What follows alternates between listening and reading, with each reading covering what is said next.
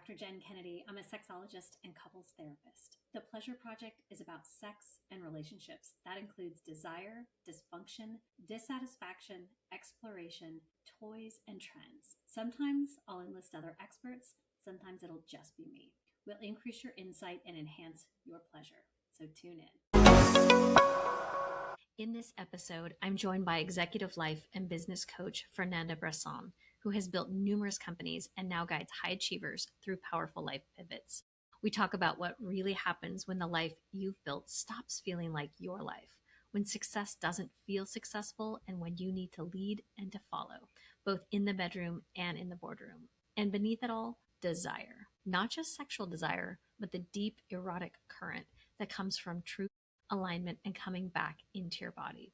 Fernanda and I explore midlife as reclamation of your voice, your pleasure, your leadership, your aliveness. If you're in that season where something in you is whispering, there has to be more than this, this conversation is your permission slip. So tune in. Hi, everyone. Welcome back to The Pleasure Project. Quick note before we dive in, I now have a subscription feed for listeners who want the deeper, spicier, behind-the-scenes version of this show. Think about things I can't say on the main episode, plus short guided practices, mini sessions, and an after dark conversation with guests.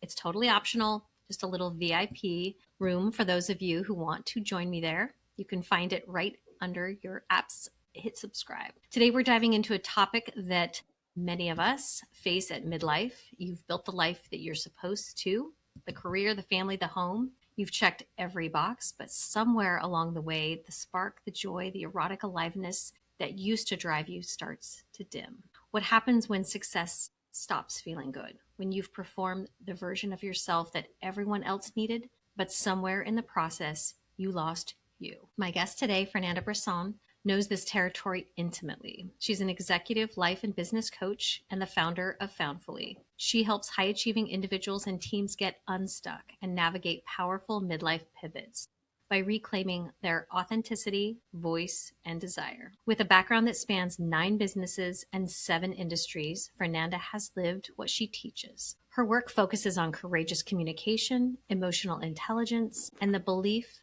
that midlife isn't a breakdown, it's a reclamation. So today we're exploring the deep intersection of leadership, love, and libido, and how truth, not performance, is the ultimate turn on. So welcome. Thanks for having me. It's a pleasure. Yeah, I'm excited for this conversation.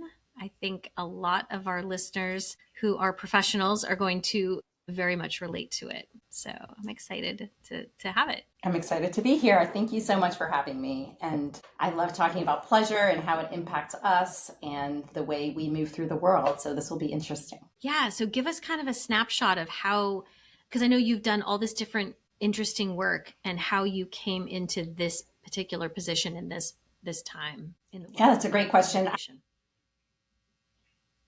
I think the short answer is I think I'm living this experience. And so a lot of it was personally needed for me. I felt like my light was dimming. And so in my work with high performers and executives and teams, we tend to focus on the whole person. And so in assessing where I am and what was missing in my life, I started noticing that in midlife, we're doing a lot of role playing and we're the titles and the hats that we're wearing and all of the external shoulds. And so I wanted to get back to what about the vibrancy and the messiness and the joyful human that I am as a woman outside of all of those titles, roles, and hats. And so as I started exploring and doing my own personal work, that started to inform the work I was doing in my business. And I recognized that a lot of people that I was connected with were experiencing the same thing. And so I've circled back to using pleasure almost as a diagnostic tool. So when pleasure and joy are missing, it's a sign that you're not living your life to its fullest. And perhaps you're following somebody else's script. And so how do we get back to what is real and what feels right for us? So we're not performing, we're really in alignment with what our needs, desires, and pleasures are for this season of our life. And do you find that the people coming in to see you, to work with you, are saying, like nothing's wrong per se, but also nothing's alive. Yeah, I think it looks really put together from the outside. And so externally, it's like you've got your life together, your career is on the right track, your family is looking fine or it's smooth. I mean, obviously, there's the day to day things, but overall, everything looks good, but there's something missing internally. And so, what I have found and felt myself over the last couple of years is, how do we turn that up? Where is that part of you that dissipates or disappears as you take care of everything externally? And how do we get back to that internally so that we can part or impart that part of ourselves in how we do everything? Right. It's interesting too, because I feel like it's sort of a church and state idea where it's like your private life shouldn't affect your business life, but you're a whole human. So of course it does. Right? How you're functioning and how you're feeling informs. You know, we know this. We know this about athletes, right? They don't play the same game every time. We know this about executives too, right? How you're feeling, how inspired you feel, how creative you feel, it informs and it affects performance. Everything. And so that's why I take this holistic or whole person approach. You know, sometimes people come to me and they want to work on something in their lives that they feel stuck on, whether it's a relationship or a pleasure project or something that they're trying to grow. And other times they come to me and it's something in their business. They want to scale, they want to change careers, they want to figure out how to lead differently or in a more aligned way. And what ends up happening is that all of that informs each other. And so if you're not feeling alive and whole, then whether it's your business or your life, there is something missing and you're out of sorts in a way. And so what I try to get us back to is understanding and assessing what is missing. And what I find many times, and this is the hard part, we, especially as women, we have done all of these external shoulds for so long that we almost lose sight of what do we really desire. And so it starts with really small steps of discovering things that bring us joy. It could be how we look at the world. It could be things like taking a walk and noticing small details. It could be tasting our food differently because we slow down and pause and we're able to actually taste something. It could be the way things feel on our skin, you know, enjoying a longer shower or taking a bath in a way where we're paying attention and being fully present so that we can come back to our bodies and not always be in our heads, but really start to rediscover the things that really matter to us and that make us feel really good. And that can be in our lives. It can be with our families, with our partners. It can be with ourselves, and it can be in our professional world. And so once we can start to define and articulate that, then we can start bringing back small things in the day-to-day that create more daily rituals or practices that allow us to feel more alive. And why is this happening in midlife? Like what's the hook or what's the correlation, I guess, to midlife? I think we get to a point where we've done all of the doing and we start to look at ourselves and say, is this all there is? And we're on the other side potentially of a certain age where there's a recognition that life is short and that we really need to and want to live a different way. And I think we start to not give a shit as much about what other people think. And we want to align and assess like what's right for us. And that might be, you know, some people it's like empty nesters, their kids are off to school and they're like, what now? Or how do I reconnect with my partner? I don't even know what brings me joy.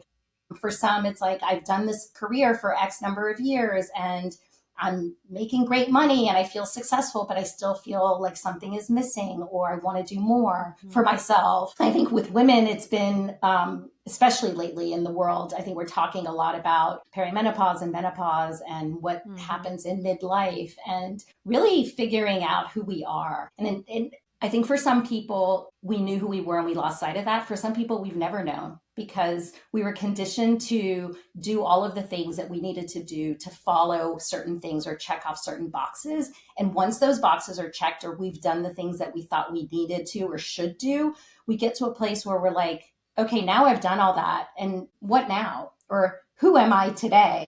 And so I think that's the part where in midlife, we recognize that this is our time. And it doesn't mean that we need to slow down. It means that we need to rediscover who we are and figure out how we want to live moving forward. It's interesting too. Like I feel like as a therapist, oftentimes when people are in that hedonic treadmill of just doing, one of the things we often do is say, what did you enjoy as a child? You know, what did you like doing? Let's reach back. And because people have gotten into the habit of just performance and productivity. And it's like, remember back when you were a kid and you didn't have a job and you didn't have any expectations of, I mean, maybe you had a chore list, but you didn't really have something you had to do and you could just be and play. That's not accessible for a lot of adults, right? We don't have play. Like helping people actually find hobbies as an adult, strangely. Like you mentioned some things of sensory or somatic, but like how do you guide people back to enjoyment or finding or even allowing themselves to tap into that? Yeah, it's a great question and it can be really difficult. And so part of that is taking a step back and pausing, which can be counterintuitive to a lot of high achievers and people who are in a certain phase of their life.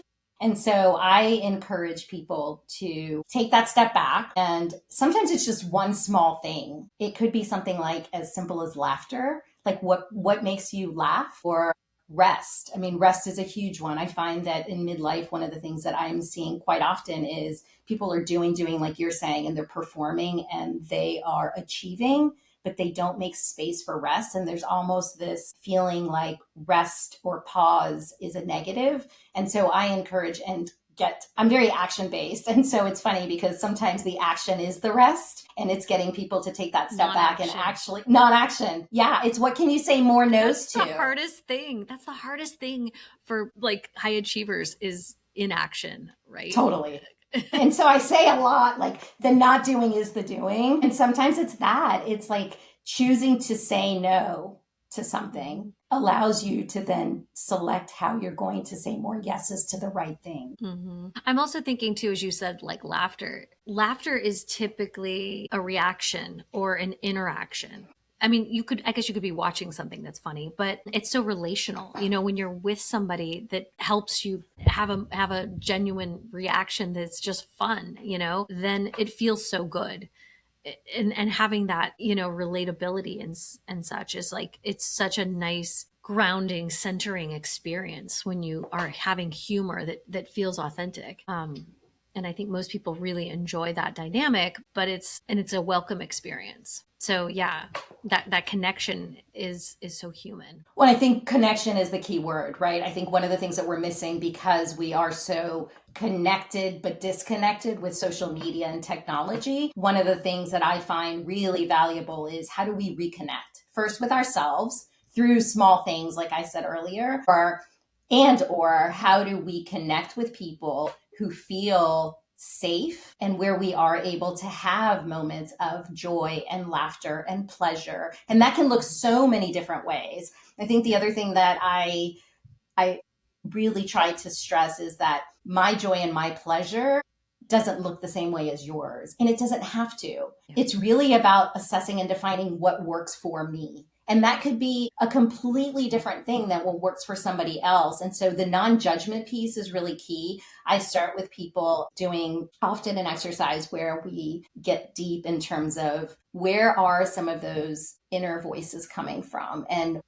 who is speaking loudly in your mind and in your day to day, and how do we turn those voices down so that we can raise the voice of wisdom, which is where our midlife persona is. That is our authentic self. It's who we want to be. It's how we want to show up. It's what allows us to move through life with a sense of ease. And if that isn't happening, that's where that stuckness happens in whatever area of our lives. And so when we are able to be somewhat vulnerable, and it's baby steps, right? Not everybody can be, but if we can open that door of vulnerability and start to really assess and notice who are we and when am I feeling at my best, then you're your best with your friends, you're your best with your family, with your kids. And sure, are you going to have challenges? Of course you are, but you're able to notice and catch yourself. And then, like I said earlier, pause, maybe take a step back, recognize that you're not showing up in that authentic way and that you need to pivot or do something different. And that may require saying no and increasing and having better boundaries around the things that don't serve you so that you can do the things that make you feel alive and excited and pleasurable and desired and desirable. Yeah. So back to, I love Brene Brown and her vulnerability, right? It's like, that's where the meat is the vulnerability. And times when, I mean, we feel vulnerable when we feel safe and when we feel connected to others, right? So when I think about like, when do I feel vulnerable? I mean, vulnerable in a bad way when I feel unsafe. But when I feel willingly vulnerable is when I am in dialogue or in relationship with someone else, and it's working and it's interesting and it's, we're having a good conversation, and I feel reflected or mirrored, or the other person's like vibing with me, and we're like going back and forth, and it's like, yeah, this makes sense, and you see me and you get me, and you're, yeah, right, like we're on the same page, or you're responding to me, and that feels so good, then I want to tell you more. Yeah, and I think you feel that sense of connection and safety when you're making choices that work for you. And so it again goes back to the shoulds. Should I be in relationship with this person, or should I be in this situation? But rather than assessing the shoulds from somebody else's perspective, it's coming to, what do I need? What works for me?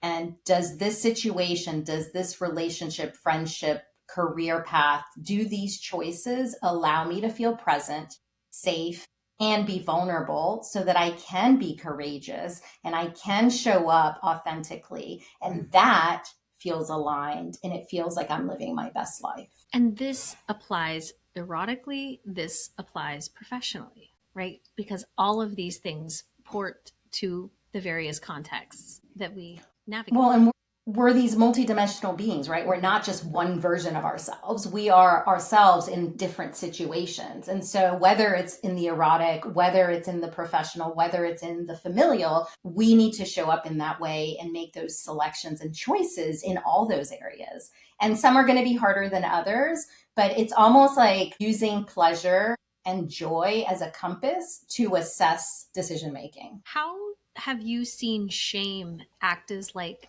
a break, like a pleasure break? And it shows up certainly professionally, but also interpersonally.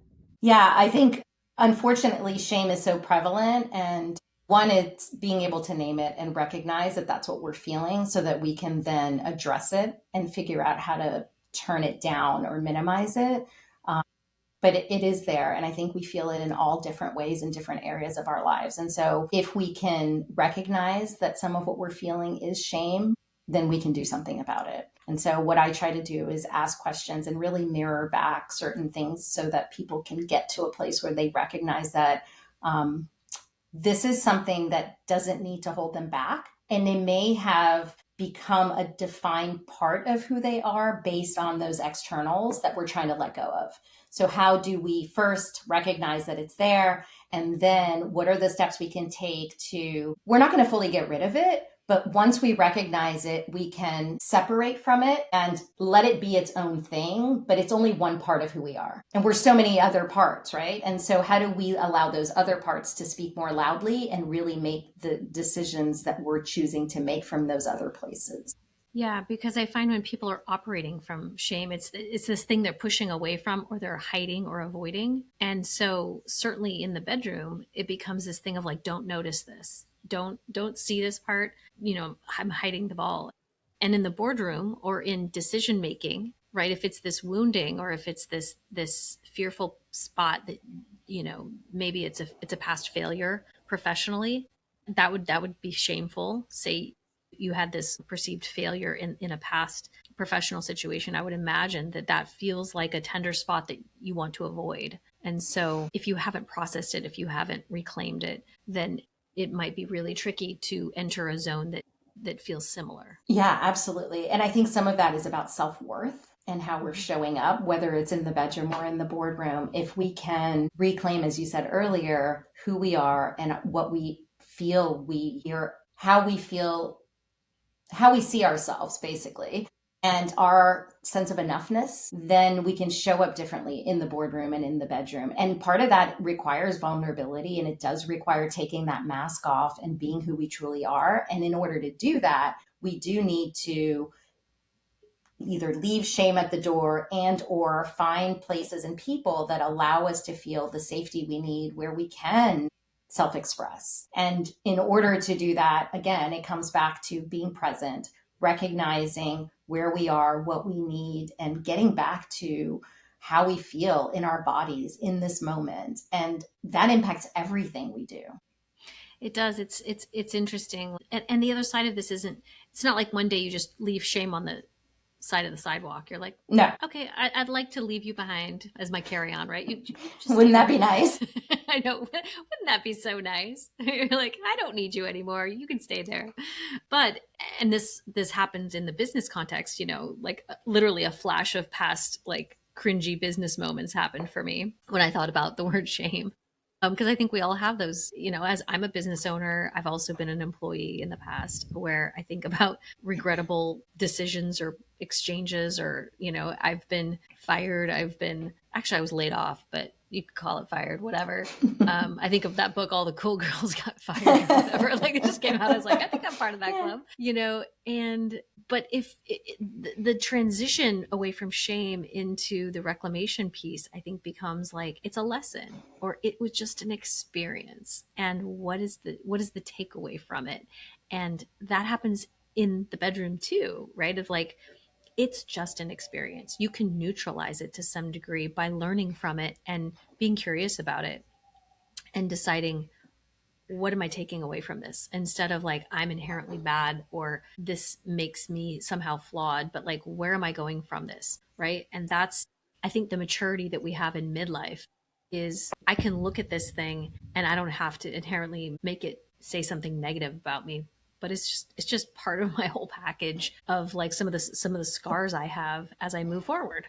Right. It's part of why I know so much and why I'm good at being a high achiever now, because I've got some battle wounds, you know? Yeah, I think curiosity and compassion are huge, whether it's in the bedroom or whether it's in the boardroom. It really comes down to how can we be more curious about ourselves and about others, and compassionate, giving ourselves grace. I think when you were talking about making mistakes or failures, I am a huge proponent of failure as a learning opportunity, and that can apply in all areas. And so if we're curious and we're compassionate and we recognize that when we make quote unquote a mistake or we do something that's perhaps wrong, I try not to put judgment on things like right or wrong or good or bad, because I do think that they're all learning opportunities. And so it really is a stretch out of our comfort zone to reflect on it and say, okay, I fell short there. What did I learn? Or I behaved in a way that didn't feel great for me or for this other person I was in relationship with. What can I do differently next time? How can I show up in a way that is more present and aligned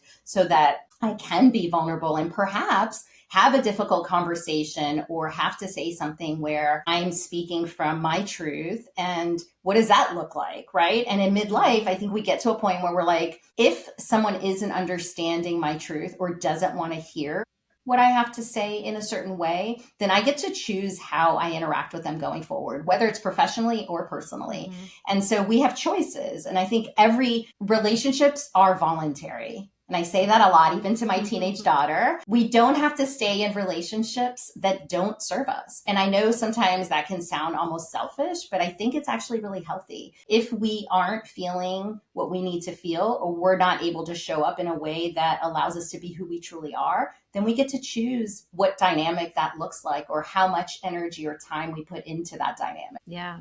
I love that. It's this idea that we impact our relationships all the time, right? We're part of the equation, and how we show up and how we give input affects, and we can also choose to withdraw from it altogether.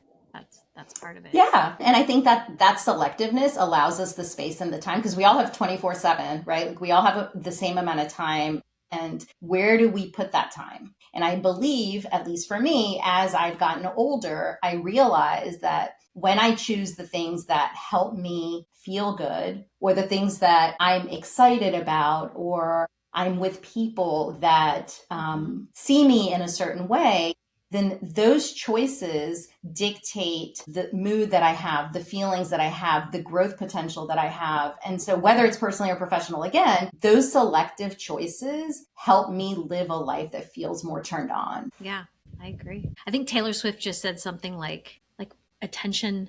Would she say something like, my attention is expensive or something? She said something like that. Yeah. Something like that, which I was like, yeah, like, right. It should be like our attention is valuable. And I love that idea. Let's see. In your view, what does reclaiming desire actually require in terms of discomfort, receiving, and kind of rewriting worth? A great question.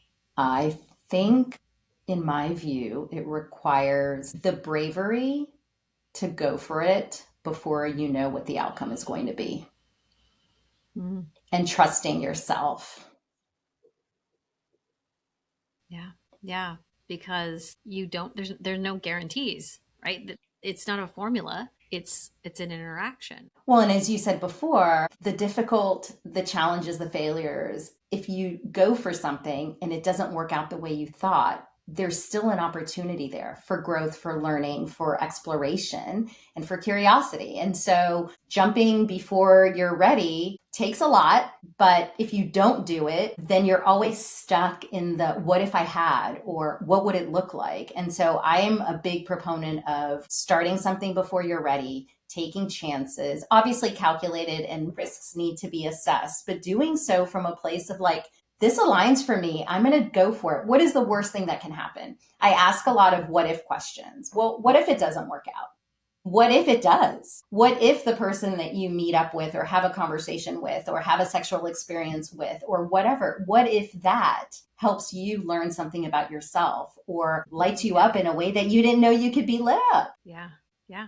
Because it sort of puts you on the spot to do something, to feel something, to start something new in your mind, right? It's almost like for me, when I put something on the calendar, I start orienting toward it, right? It puts things into motion. And when you initiate something with somebody, then in any context, your brain starts putting blocks into place that wouldn't have been there otherwise. And so, yeah, if you jump, then you're like, okay, I guess I'm going to figure out how to figure it out. Land.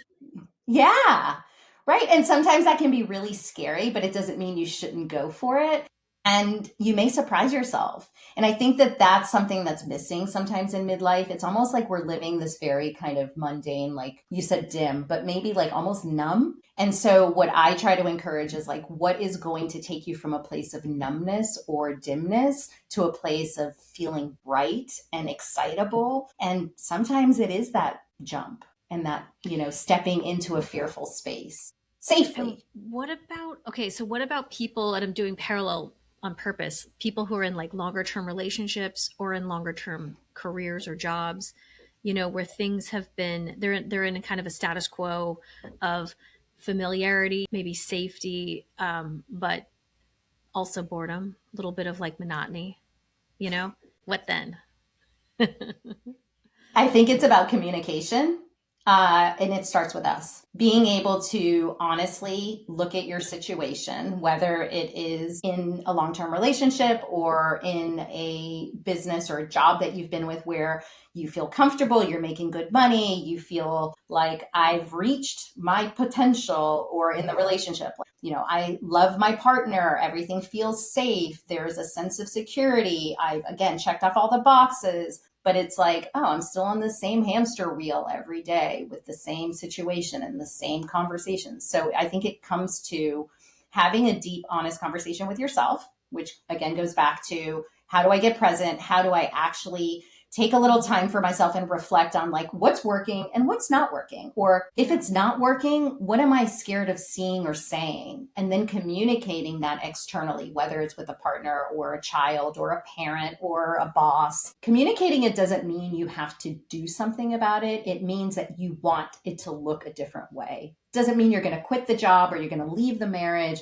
It just means that perhaps there's a different way of approaching the same situation in a new form that didn't work or that you didn't see before and that you now need in order to align with who you are today in midlife. And oftentimes we only see what's right in front of us or the way we've always done things. And that's the comfort part, right? Yeah, absolutely. But like, what if there's another way?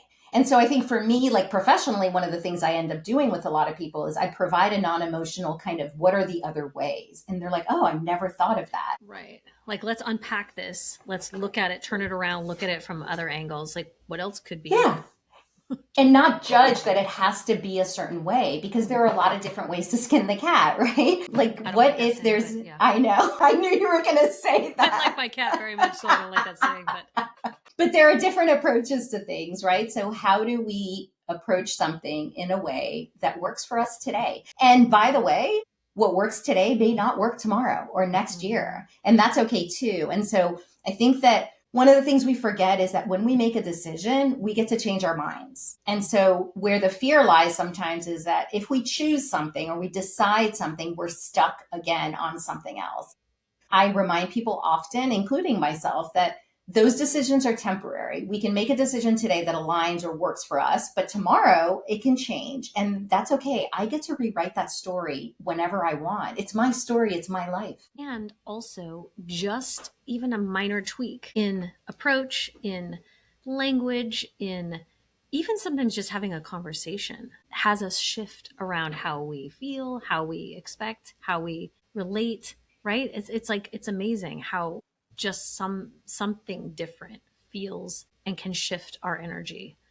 So yeah, I think one thing that's interesting for sure. And something that's interesting is we often think that conversation or those words are going to be difficult or heavy. And I would say 90% of the time, those conversations turn out easier than we anticipated. They open doors for deeper connection. They allow for vulnerability on both sides of the equation, whether it's your way of self-expression or the way other people are hearing it. And then the response is equally as vulnerable or open or willing. And there's a beauty to that.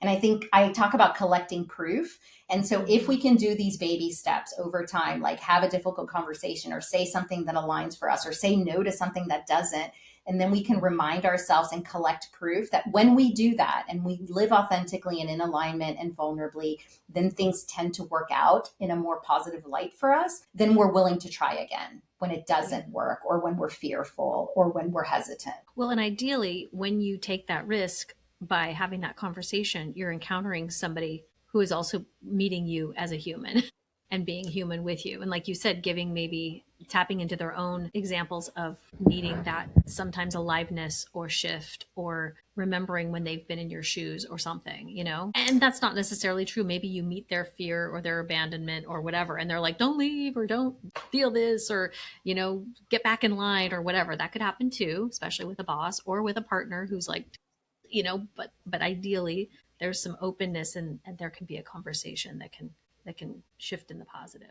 And I think for me, the most important thing there is leading by example in any area of your life, right? And so if I show up in a certain way and I'm willing to do the work and be vulnerable, then I am leading by example in my conversations, in my behaviors, in my choices. And for me, what that's done is, and I hear it often, it's just taken me till midlife to actually be able to say it out loud and accept it. It's inspiring to others. And it empowers people to want to do the same. And if I can do it, I'm just a normal woman, you know, and if I can do it, then you can do it too. Whether it's in parenting or it's in relationship or it's in recreation of yourself professionally, I've done all of those things. And here I am. And I'm still feeling strong and empowered and making choices that align. And do I mess up? Of course. But I remind myself and I collect the proof basically of when you've done things that were the right things for you and that you were feeling it in your body and you were bringing yourself back to the present moment and saying, hey, like, is this what I need right now in my life and in this season? And when the answer is yes, and you make those choices, then it perpetuates better things. Yeah, it does. And I feel more connected and happier, you know? Yep. Okay, we're going to take a quick break and then we'll resume. Sounds good.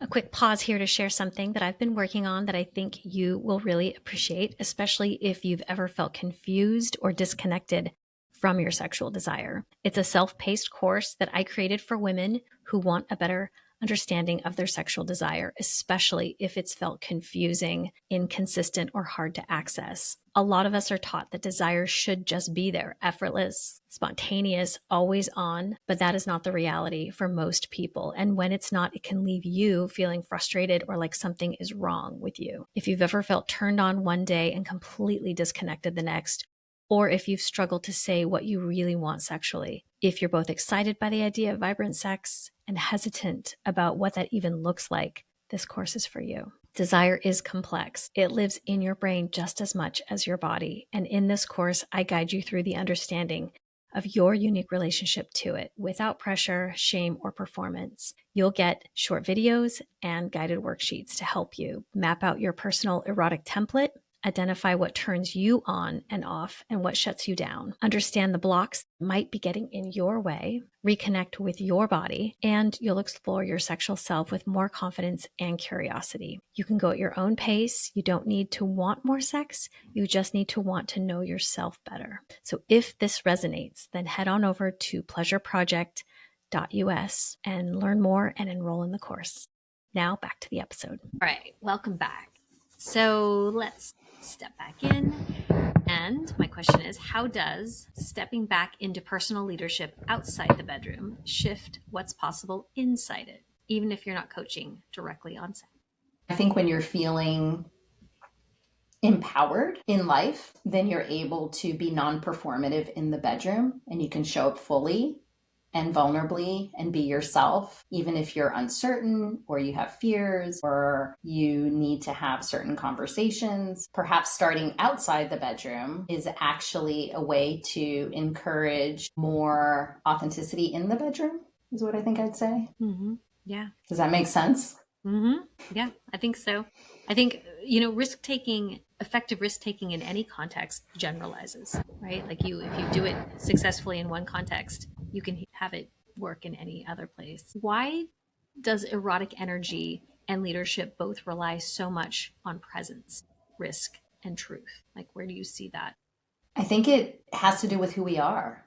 And we don't fully know who we are. We're not behaving from a place of authenticity when we're not fully present. And I think that when we can be, then we are speaking our truth. We're willing to take risks in and out of the bedroom. And I think that then allows us to be stronger leaders and communicate more clearly. And that's necessary in any part of our lives. How do you see authenticity at work translating into, and you kind of address this, authenticity in intimacy? Like, do you think, because I've definitely seen like leaders, and they say there's this joke of like dominatrix often have these badass businessmen who just want to be dominated, right? But can you be authentic in the work context? And how does that in your show up, erotically? I think you might need different things erotically than you do in your professional self. And so I think you can be authentic professionally and show up as a boss and know how you want to lead,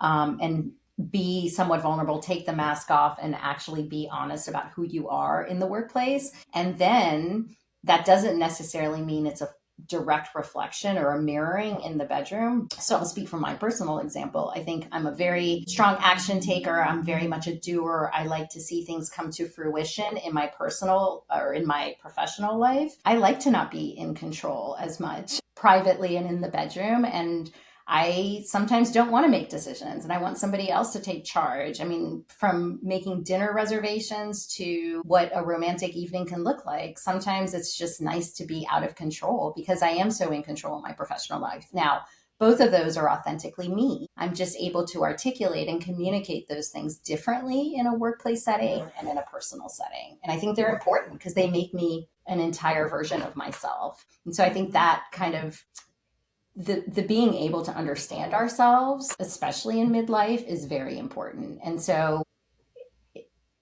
in that understanding comes the ability to communicate our needs, which then allows us to be authentically who we are. I think also in the after story that we will tell in the subscriber version might include that I met Fernanda at a retreat in Costa Rica, and we were partnered up for some rope play where I did tie her hands up and give her some guidance. So maybe you'll get that short version of that story if you subscribe. That'll be a little teaser for that. That's for those that just want to see a little fun side of us. Yes, a little teaser there. How do you define the erotic quality of receiving, of surrender, trust, and softening? So I have had personally to work quite a bit on accepting receiving because, like you said earlier, I do like control. And so as you all of us high achieving people love control. Yeah. I do. So letting go of control, I think, is part of what allows us to receive. And by receiving, it also allows you to recharge and to be softer. And part of that is necessary so that you can be in control in certain settings and situations, but not to the point of exhaustion or overwhelm or burnout. And so for me, that's something I have worked really hard on, is knowing when to step back, allow something or somebody else to be in control of certain situations or things. And the not doing, back to what we talked about earlier, sometimes is what's required. And it's super difficult, but necessary. And I think there's a saying, you can be a top from the bottom or a bottom from the top, right? But it's a powerful position either way. And I think that you can, receiving is quite a powerful gesture too. And giving up control is powerful. It's a powerful gesture because it's generous, but it's also incredibly lovely for oneself if you can enjoy it too. Well, and I think it can take practice, right? And maybe that's part of vulnerability, where you do have to feel trusting and then relinquish some control in one way or another and receive. Again, it may not come easy for some people, but I think that there is a beauty, like you said, to that. And that's where the softening happens. And sometimes for me, I have a lot of masculine energy, and I've worked really hard on the softening and the allowing of the feminine to rise. And that softening actually makes me more impactful in how I come across in my professional work, but also in my relationships and in my parenting. If I were always in control, then fully who I am intended to be. And so by letting go of control, by softening, by receiving, it's almost like it's this interplay and a give and take. And you were talking earlier about playfulness. It's hard for us as adults sometimes to find that, but it can be even in these types of exchanges. It doesn't have to be playfulness in a way that we're traditionally thinking about it. It may be playfulness in the sense of like allowing yourself to receive. Yeah. Yeah, absolutely. I hear your dog. Sorry. That's okay. She's been good the whole time. She's still good. Let's see. What body-based, I know you just did a retreat and you're just coming off of that. So what body-based practices or re-entry points do you find helpful for people to reconnect with, like self-touch, with movement, with pleasure, and you're not necessarily talking about self-touch. I don't know if you are or not when you're working with people that are high achievers and but you're talking about pleasure, and again, on multiple tracks. So how are you having that conversation, the somatic one, the body-based one, with people that are high achieving, go-getter, midlife people? Yeah. I probably am talking about it differently than you do in your practice, but I think part of it is breath work and how do we get back in our bodies? I have a couple of very simple things that I have people do. One is just rubbing their thumb and forefinger together and feeling the ridges of their fingers and understanding what it feels like to be more sensual and to understand your body. And that can happen with the sensation of water touching you. It can happen with cold and warmth. Mm-hmm. Sometimes it's very simple everyday things. So because I'm working with people who have a limited amount of capacity or bandwidth, I'm very intentional about small, simple recommendations or resources that don't take a lot of time or energy. Because what often happens is if we're trying to implement all of these difficult things to get back to something and we don't have the time, then we feel like we're just not going to do anything. And so what I try to do is what are the small things you can do? So it may be just when you take a walk, leaving your phone and noticing colors in your environment. I talked about the 5 senses before. It could be, what does something feel like when it touches your skin? Have you been wearing something that is rough or soft or silky or lacy? And what does that feel like to you? And how do you feel in those moments? And sometimes those are the places that allow people to recognize things that are an enjoyment based for them or that bring them pleasure in a way that they haven't felt in a really long time. And it seems so simple, but if we're not doing it or we're not paying attention to it, then we're just kind of turned off to it. It's so true.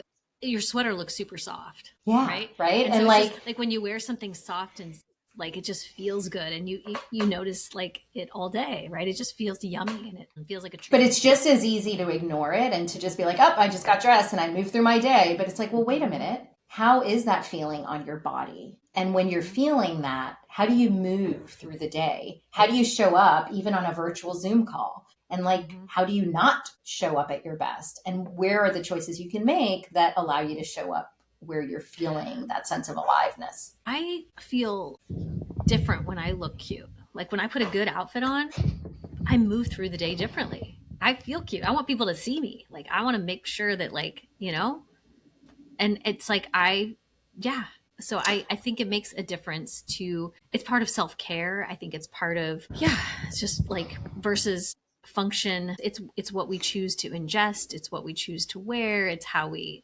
treat ourselves. Well, and It's all part of sometimes the narrative.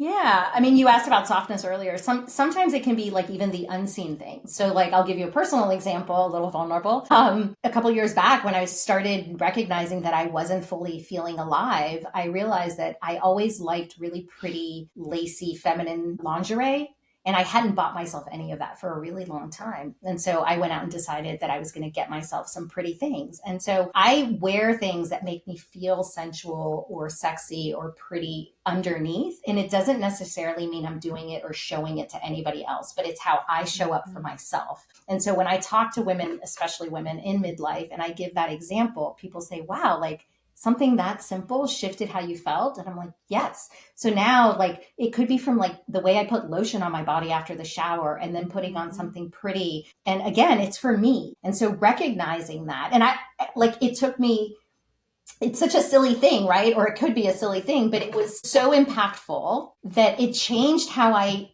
held my body and how I sat up in a meeting, and even the willingness to speak my voice and say something that was perhaps controversial in a professional setting, because I had this inner confidence that nobody knew what was going on underneath my white t-shirt and jeans, but I knew, and it made me feel a certain way.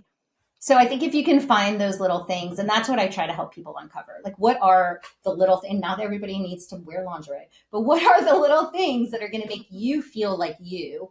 And then how can you apply those things? We're all imagining. I love it. That won't be in the show notes. Fernanda, thank you for this conversation and for the work that you're doing. So you're welcome. Tell us a bit more. What have you got coming up? I am just off the retreat that you mentioned. I've got several magic women's retreats coming up in 2026.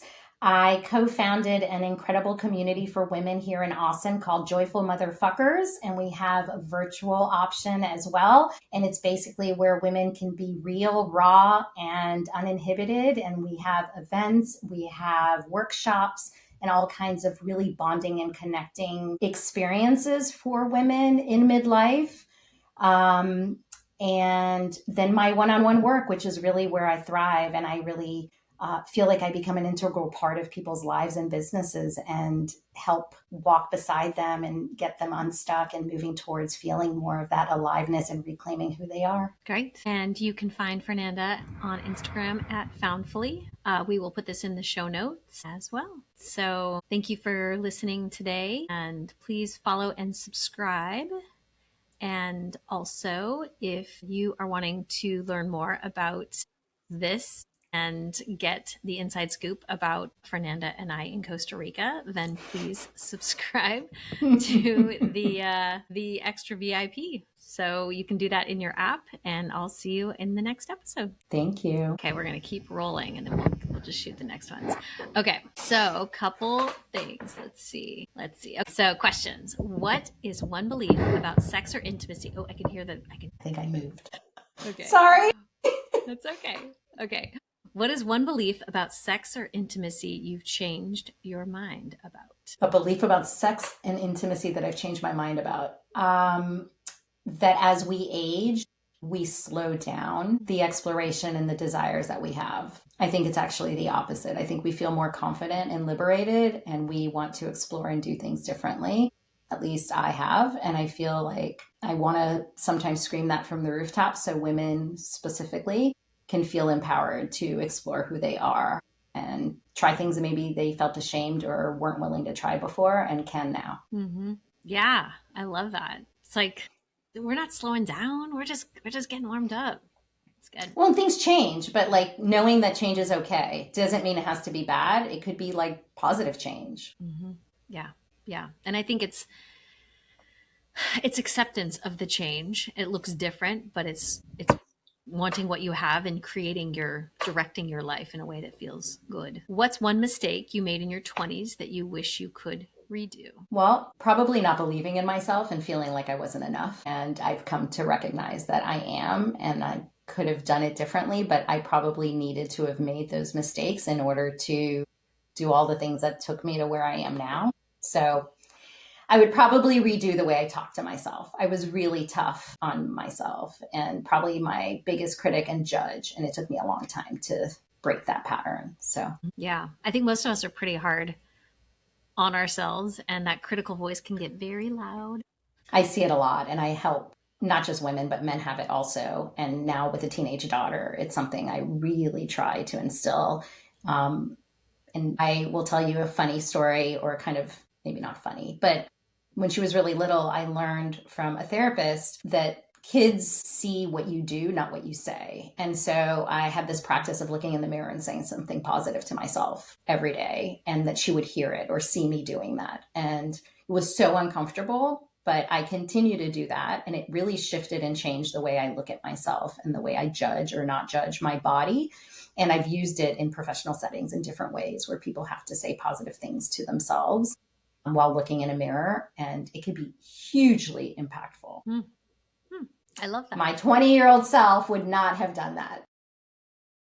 Yeah, it's like affirmation to self, right? It's like, oh, yeah, that's good. Explain the part you'd only tell your private clients. You talked about parts work, but like something that you'd maybe only tell your private clients. I think for me, it's what I said earlier about not feeling like enough. I think I lacked confidence for a long time.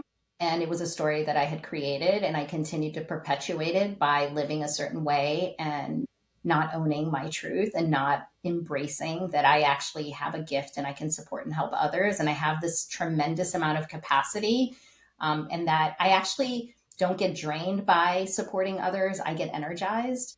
And I used to think like, is that okay? Because I met a lot of mentors and coaches that I worked with in the past, and they would say, oh, at the end of the day, I feel so drained. And I was always like, I feel really energized. And if I woke up and I felt a little sluggish or I was having a bad day, and then I got on my first support call with a client, it would actually change and shift me in the other direction. And for a long time, I was hesitant to say that because I thought maybe there was something wrong. And so that hiding parts of myself, and that authentically, if I do feel energized, why not just own it? And so I think that type of share is, I don't say that to everyone, but I do share that with my clients. And sometimes it helps them to see themselves in a new light. Can you tell me what you had for breakfast, but say it in Portuguese? You could say literally anything in Portuguese and it would sound amazing.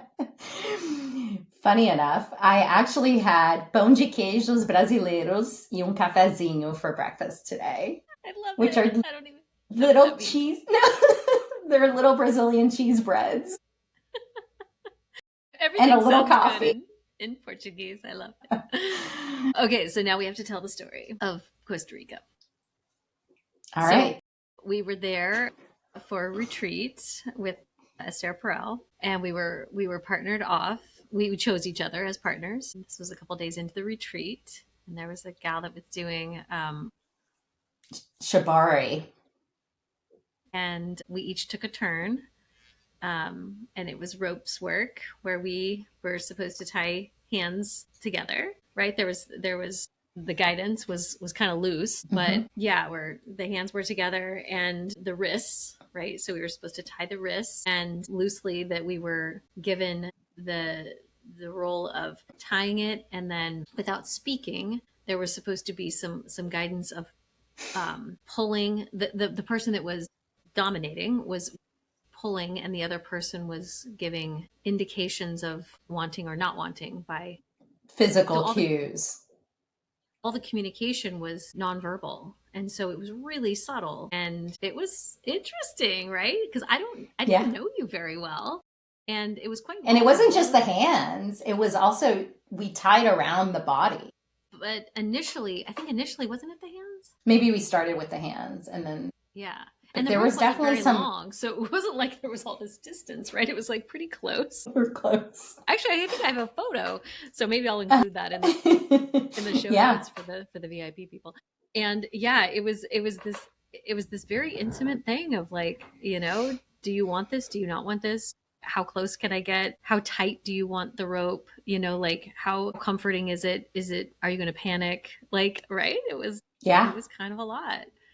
Yeah. And also not knowing non-verbally how to, at least for me, how to verbalize what I was and wasn't okay with in some senses. There was even a little miscommunication, I think, where I pulled back a little bit and you thought I didn't want something or I wanted it less firm. In retrospect, once we talked, we had a debrief. I realized that I had pulled back and that indicated that I wanted more space when actually I didn't. I wanted it to be tighter and I was enjoying it, but I didn't really know how to express that non-verbally. So we really had to like navigate this ebb and flow of how to express things and our wants and needs with one another without knowing each other very well and being tied. Fascinating. Yeah, and it was an anxiety producing event because we were kind of one level above strangers. I didn't want to offend. I didn't want to cross a line. I knew I was going to have to see her the rest of the week. It was kind of exhilarating, but it was nerve-wracking. So all of that tracks with like hookup sex, basically. You know what I mean? If someone's just having sex for the first time, it's like, I don't know how to do this. I'm not sure what this person wants. Am I going to, far? Is this working? Do they like me? Am I offending? So I just was like in this moment of like, I don't want to, and I have to see this person in class tomorrow or whatever, you know what I mean? Like, so the whole thing, it was, and there was miscommunication that definitely happened. And thankfully the debrief, we had enough of an initial relationship that we could debrief and talk openly and have some humor and clarify.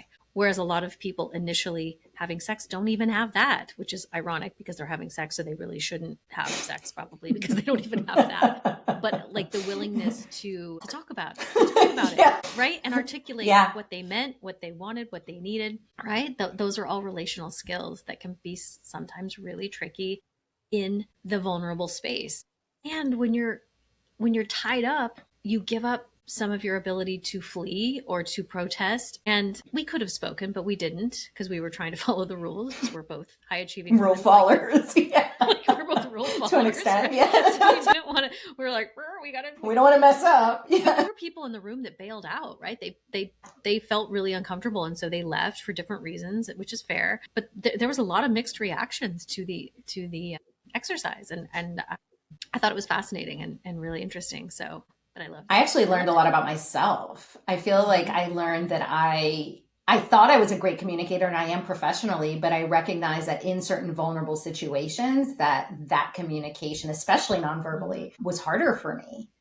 Yeah. And part of that I think was especially in the receiving end.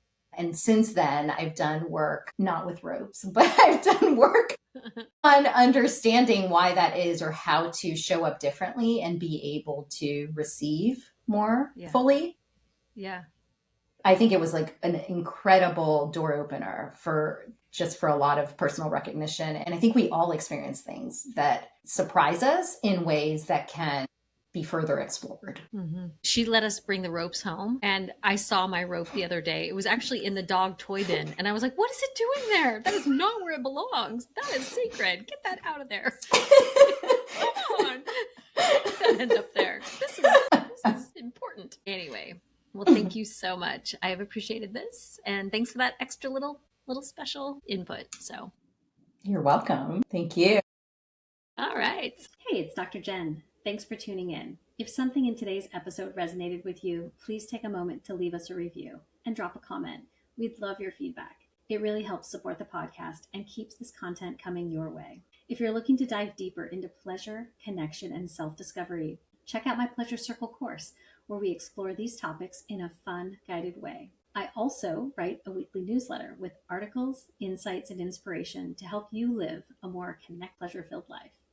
And if you want to connect with me directly, you can message me on Instagram at Dr. Jenn Kennedy or email me at drjennkennedy@gmail.com. I'd love to hear from you.